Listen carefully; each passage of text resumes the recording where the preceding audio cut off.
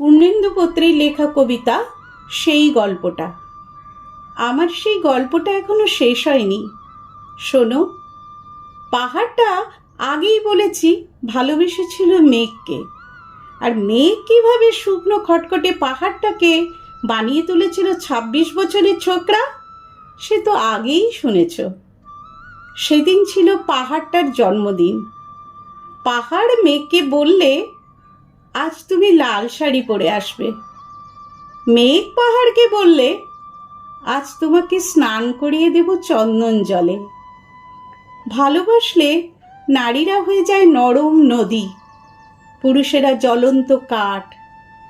সেইভাবেই ছিল মেঘ পাহাড়ের আলিঙ্গনের আগুনে। পাহাড় ছিল মেঘের ঢেউ জলে।